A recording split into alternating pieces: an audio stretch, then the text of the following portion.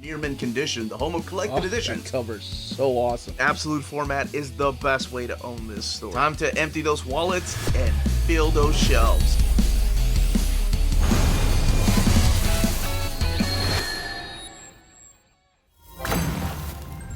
Betrayal, death, resurrections, despair, and final fights. What else could you possibly ask for in an X-Men story? I'm the Uncanny Omar, and welcome to Near Mint Condition, the home of collected editions. Today I'm going to give you an advanced look at the latest X-Men available in omnibus format, and that is X-Men Fatal Attractions. So, join me.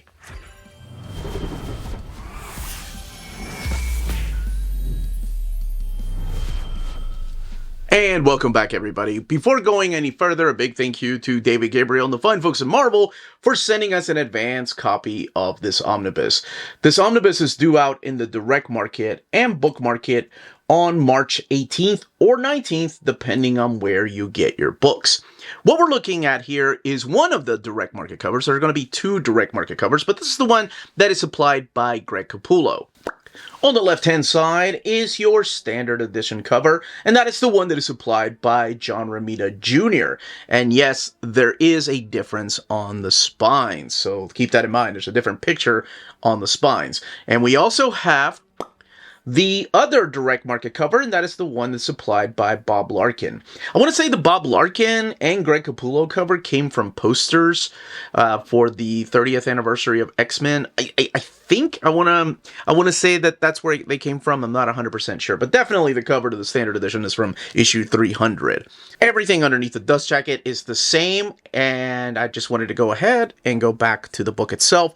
So this cover featuring these particular characters right here of Colossus, Cyclops, Wolverine, Storm, Cannonball, Polaris, Havoc, and Cable, representing just about every team that will be involved in this crossover, the Fatal Attractions crossover, and of course, Magneto back there. Only ones missing are characters from X Factor. The Uncanny X-Men, Fatal Attractions right there. Interesting that they decided to go with the Uncanny X-Men instead of just X-Men, but I think this is just exactly the way that it was printed previously. And then the back of the book right here from Andy Kubert, and that is a picture from the X-Men 25. And down there, the ISBN, what's collected. And then up here, Magneto returns in the thrilling saga that commemorated. And then up here, Magneto returns in the thrilling saga that commemorated the X-Men's 30th anniversary. Now, this, as I mentioned, has been previously printed before. As a matter of fact, it was printed 13 years ago in 2012 when it was just an oversized hardcover. So this is the first time it's been available, quote-unquote, in omnibus format, but it has come out in an oversized hardcover, again, printed in 2012, using this picture from X-Men 300, but it does have a different color. And yeah, that's what I thought. Uncanny X-Men right there. It's a little more vibrant, but then again, this is 13 years old, but I don't keep my books near the sunlight. I just think maybe over time, or maybe it's just the way they're printing the new Omnis. And then the back of the book right here. Now, the retail price of this one here was $99.99. The retail price of this new printing is $100. And it does look a little bit slimmer, but then again, we are looking at new paper stock that they're using these days instead of the really thick paper stock that we're using in 2012. And this is printed at the Donnelly printer as well. Now, underneath, actually, before we take it off the dust jacket, you're probably wondering, where does this fit into the reading order of X-Men? Well, right after x-cutioners song and before Wedding of Cyclops and Phoenix and Bishop's Crossing. Now, those two OHCs will be collected in an omnibus later on called X-Men Blue and Gold. It comes out later this year. And people, let's come back to this. People are already thinking, wait a second, if they do an X-Men Blue and Gold 2, will it cover some of the material here? Absolutely. But I don't know if they are or not. It's just called X-Men Blue and Gold. Hopefully they will. I'm not 100% sure. The old school faux leather look to it right there. And Marvel, oh, the silver Oh, I'm sorry, the blue foil right there. Marvel Uncanny X-Men Fatal Attractions. So it's got that faux leather look to it. Whereas over here, we do have that image right there by Andy Kubert. And there we go. The image spreads across the front and back board and, of course, the spine of the book. Now, I'm going to go ahead and open this book up. I'm going to go ahead and warn you, the day this video comes out happens to be my birthday, so I don't know how long I'm going to go. You all know I love talking about X-Men, whether it's something I love, whether it's something I hate, or whether I'm in the middle with the story about. But it's just X-Men, and I love talking about it, so sorry. I don't know how long this is going to go, but I will warn you when I'm about to talk about spoilers that, you know, haven't been revealed in the cover or the back, per se. All right, let's go ahead and get this open. The blue end sheets, which are just like the OHC. This title page by Brandon Peterson. And then you have your writers, Scott Lobdell, Peter David, Femi Nicieza, Larry Hama, with others. And you have your pencilers, Brandon Peterson, Joe Quesada, Jan Dursema, John Romita Jr., Greg Capullo, Jason Pearson, Paul Smith, Chris Bachelot. And some of your inkers here, like Al Milgram and Dan Panosian. Colorists, like Mary Jevons and Glennis Oliver. Joe Rosas, letters by Chris Alepolis. And Pat Brozo and Richard Starkings. And we kick it off with Uncanny X-Men 298. So, collected in here is Uncanny X-Men 298 to 305, 315, X-Men Annual 17, X-Factor 87 to 92, X-Men Unlimited 1 and 2, X-Force 25, X-Men 25, and Wolverine 75, as well as Excalibur 71. The book has 816 pages and retails for $100.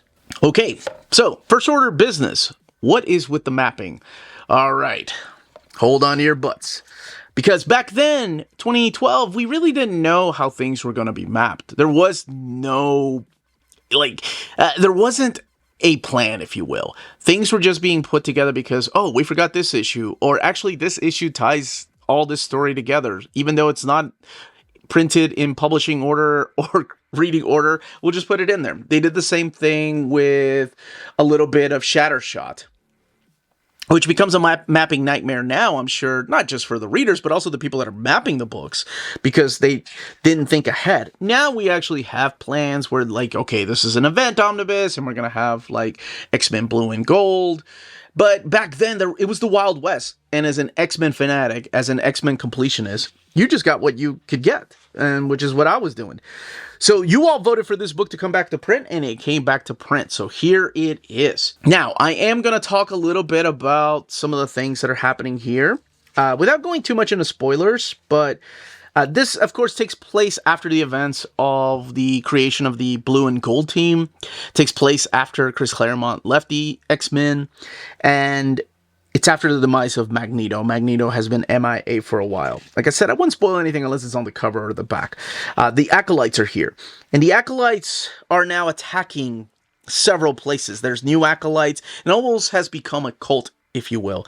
And we get the return of two characters at the very beginning. We get Tom Corsi and Shannon Friedlander, characters that first appeared in the pages of New Mutants and X-Men and have been a big part of these characters' lives. And we have the return of the upstarts, and they're upping their game. And during this time, it is Brandon Peterson drawing these issues. The Acolytes, again, worshipping perhaps a dead Magneto. We don't really know exactly what's going on with Magneto, other than there are rumors that he could be back. Now, it's also very important to note that during this time, Magic is been de-aged. She's a little girl again. And she's hanging out at the X-Mansion after the horrible thing that happened to her and Peter's family. And that can be found in the pages of, again, Shattershot. Not the actual crossover, but the oversized hardcover. Now, it's also important to note just how close these X titles were. Oh, man. This issue alone, if you've never read it, completely worth it. X-Factor 87. How close the X titles were. Things were going on. There was an assault in Grey Malkin that leads into X-Force 25, but also the return of a particular character. There's a lot of things going on in the pages of X-Factor that will lead into the coming of a brand new villain, if you will. And we're having a Polaris stand when it comes to this huge fight that will take place in Avalon. This is the one issue I think to this day is still credited as Joe Quesada drawing it, but it is, I think, Jander Sema that drew it, this one here. So yeah, I think they credit Joe Quesada as the penciler, but it's actually Jander Sema that drew it, who of course took over the book. So there's a lot of X Factor in here. And then we get to the anniversary issue right here, celebrating 30 years of X-Men with Uncanny X-Men 300. It is a big deal for Nightcrawler to be here by the X-Men side, because during this time, Excalibur was kind of its own little pocket universe thing. They were having adventures. Alan Davis was writing those stories. It wasn't until Alan Davis left that they started getting closer and closer to the X-Men. So you started seeing some team-ups. Like you saw Jubilee head over there. That was the issue that was drawn by young, I think he was 16 at the time, a young Joe Madureira.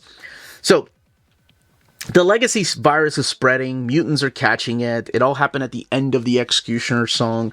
And one of the mutants that ended up catching it was Magic, or I guess Ileana, Peter's younger sister.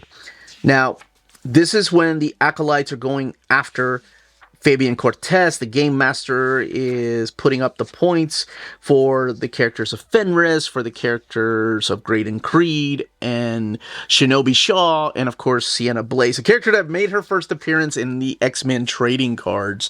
Which, do characters make first appearance? I guess no, we still have characters like Gwenpool that made her first appearance in the pages of a cover. So not even the pages of, but the actual cover of a comic book, like a variant cover. But yes, there is a reason why the Acolytes are going after Fabian Cortez when they learn the truth about him. And you'll start seeing more and more Acolytes join the cause. Like, you know, like I said, it starts feeling like a cult. So you have like Amelia Vaught, who has a past with Professor Xavier. You have the character of Frenzy, who has a past with X-Factor. And speaking of X-Factor, Tower here from X-Factor issue number 2. Boy, something big's about to happen. This is a wonderful annual. I love this annual. This is one that is drawn by Jason Pearson, who co-created the character of the X-Cutioner, who you probably have seen in the page, or in the X-Men 97. He appeared in the X-Men 97. But this is a possible future type of story. Somebody's having these dream scenarios where Iceman is now going as the Ice Master, you know, showcasing just his power levels. Scott and Jean are married and they have 2 kids. I've got Rachel and Nate right there. But something is going on. Somebody is pulling the strings, manipulating people. And then you have Sienna Blaze here. This, I think, is Bantam right there with Fitzroy. Fitzroy's the other upstart. But her points are going to be gathered by killing 3 big members of the X-Men. So that's what happens in X-Men Unlimited number 1. This is the one that's drawn by Chris Bachalo right after he was done drawing the first Death miniseries. He started coming over to Marvel, and then eventually he will launch the Generation X. But this is when the X-Men, for the first time, face off against this new character that can maybe manipulate weather, but her powers are a little bit different, and that is Sienna Blaze. So it is Storm and Cyclops and Professor X out there in the Arctic trying to fight off against this new mutant menaces. Menaces? That's not even a damn word. You know what? No, it's my birthday. Yeah, it's a word, sure. Well, it's not my birthday today, but when this video airs. Anyway, Nemesis. You have Fitzroy here torturing Selene, the Black Queen, and these are your upstarts. And that idea, of course, came from Uncanny X-Men 281. And of course, that was a Will Spartacio and Jim Lee idea. But these are the new upstarts right here. And again, they're gathering points. During this time, Colossus cannot change back into human form because something happened with the fight with the X-Cutioner. Opal's hanging around here with Bobby Drake. And this is when Colossus completely unleashes in Dallas right here when they're trying to help out Forge and Mystique. And this was a huge deal. So Ileana contracted the legacy virus, and Kitty Pryde flew all the way from England to come to America to hang out and be with her friend. Even though her friend isn't a teenager anymore, she's a small child, but she's here to help out. And Jubilee gets a little bit jealous. Now, the two have met before again in that issue of Excalibur. I think it's 57 and 58. But it was a big deal. Like, for me, I was like, oh my gosh, Kitty Pryde is back in an X-Men title, just like we saw Nightcrawler in issue 300. But it is in this really powerful and beautiful issue. And you can find out what happens there. I don't want to spoil that in case you haven't read it. And then we get to the very, very first Fatal Attractions. It comes with the holographic card there.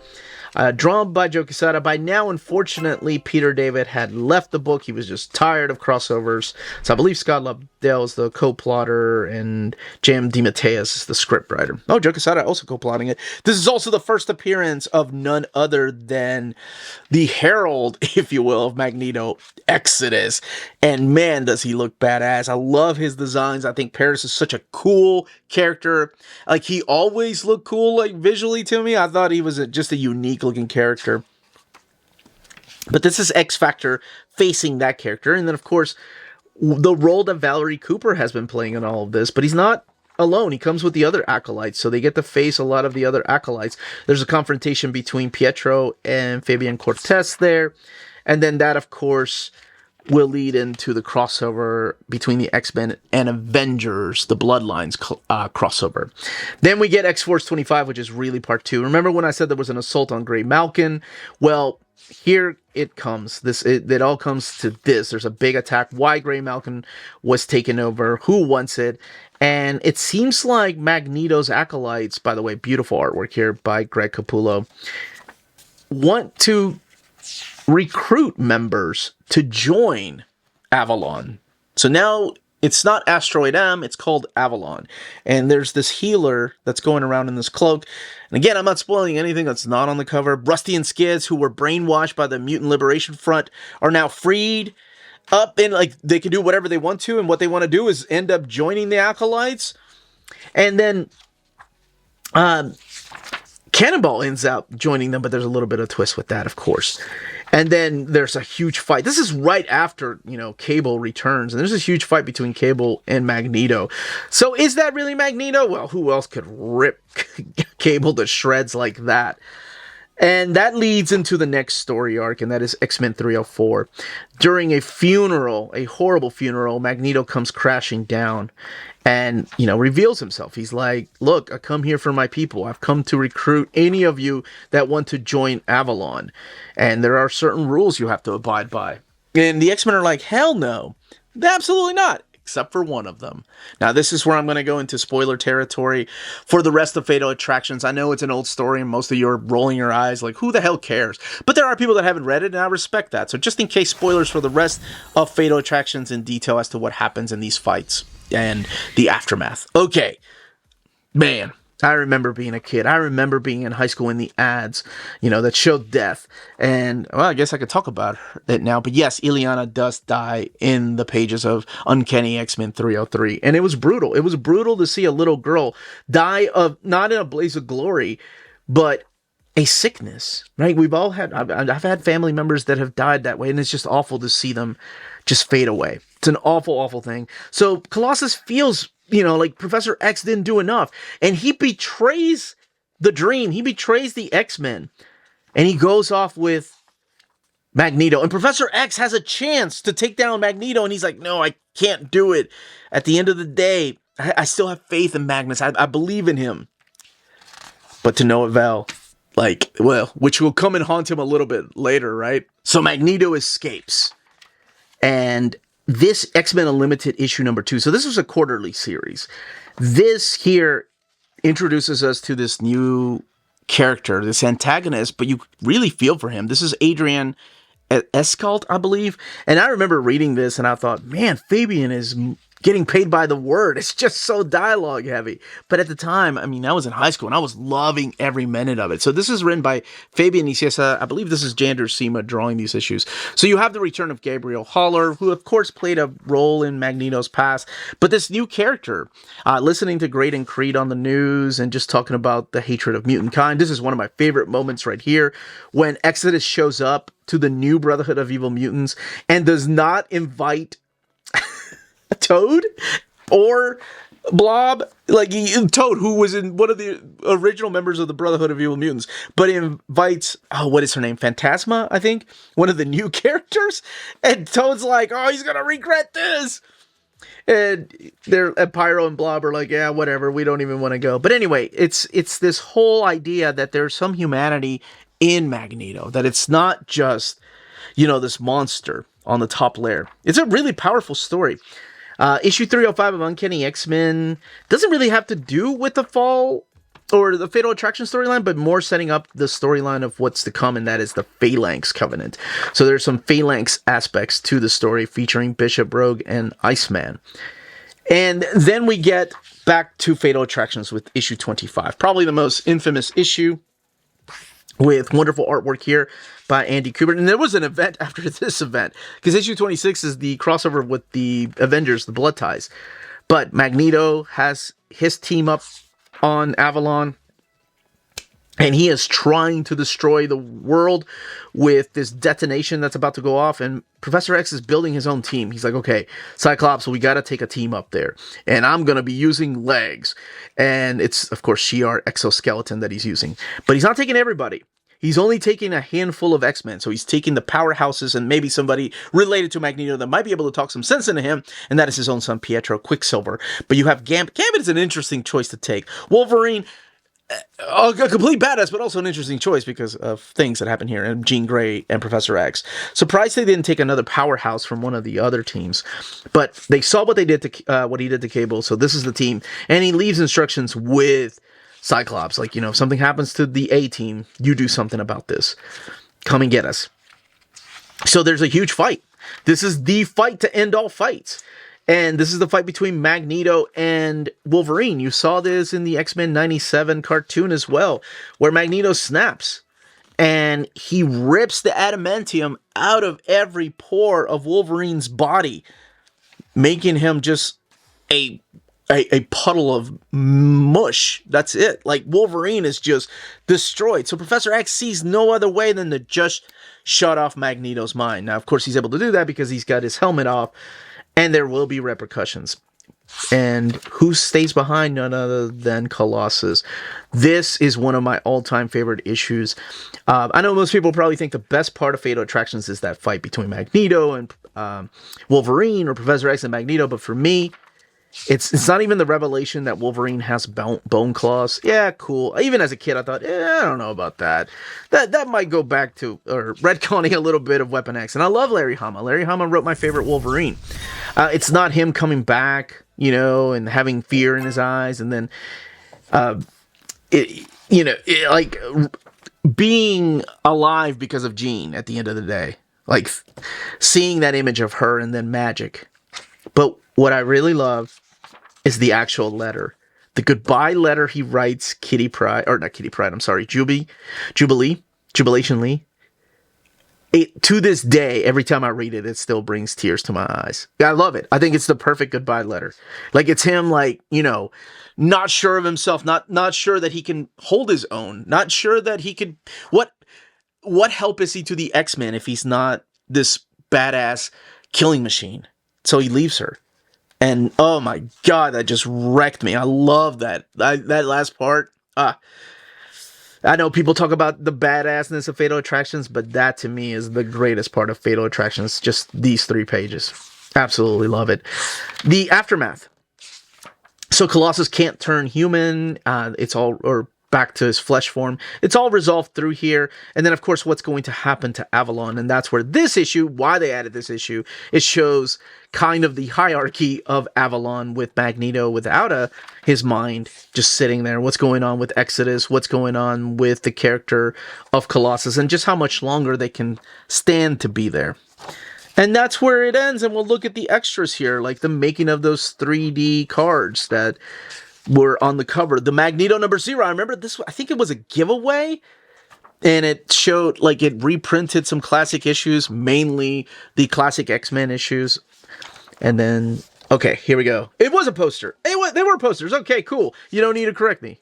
All right, every once in a while, I get them right. And some more trading cards. Lots of trading cards. And worry not, this has the exact same material that the OHC did. This is the new art. Remember when they made trade paperbacks, they had to have new art to kind of fill in those splash pages so they could be mapped accordingly or put in the right place, if you will. And then trade paperback covers and the end sheets. All right, let's look at the binding. 816 pages, sewn binding, and printed on this glossy paper stock. Let's look at the way that it lays over. Actually, here we go. All right, so we do have a little bit of gutter loss. Right here, you can see Trish Tilby's face, but if you hold it down, you can see both of her eyes. But if you just have it like this, just a little bit. Now I wanted to come back here towards the middle to show you how it lays towards the middle, and no gutter loss at all. You can even see the sewn binding there. Now, as far as the bleed through, it's there. It's not a lot, honestly. Not as bad as I've seen them before. Maybe it's because I just saw the new iMac printer. What was it? Was it Ultimate Fantastic Four? I can't remember, one of those.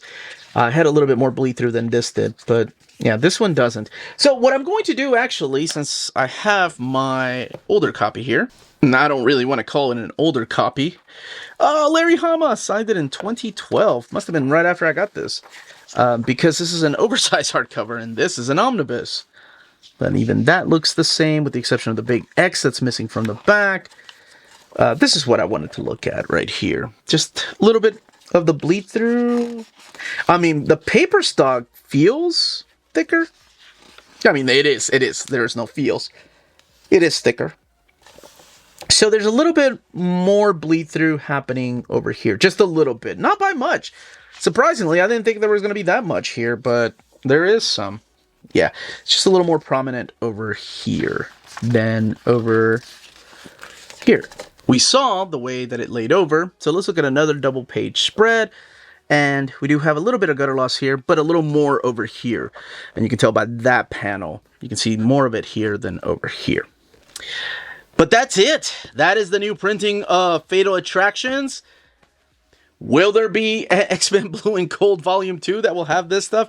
Probably, but not the X-Factor issues. I know that's the big question. I honestly don't know, though. Like, when people ask me, is there going to be an X-Men Blue and Gold Volume 2 that will cover this and some of the stuff in Shattershot?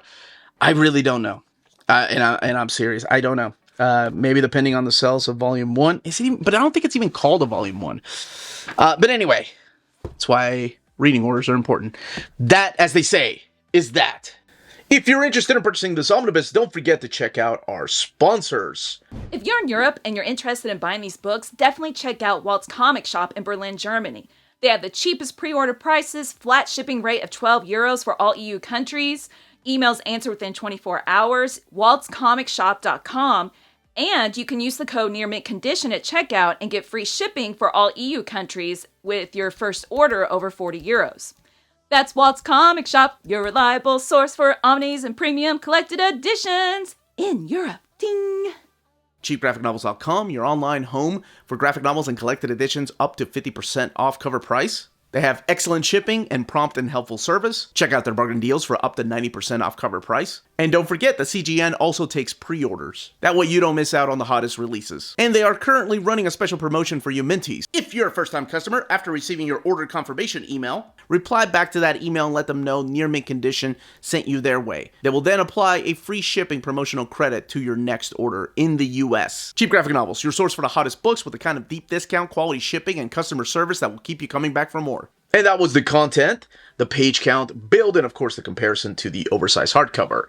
Let me know in the comments down below if you are picking this up, if you're hoping one day we'll get an X-Men Blue and Gold Volume 2 that will cover, I don't want to say all of this, I doubt the X-Factor stuff will be in there, but that will cover the majority of the book in here, and you're going to wait on that. I would love to know all those comments down below, what you think of the story if you've read it, or if you've never read it, you're going in completely blind, and I hope this overview didn't spoil too much, although I did say spoilers. But anyway, leave those comments down below, smash that like button on the way out, check us out on Patreon and Spreadshop. Stay healthy and safe out there, much love!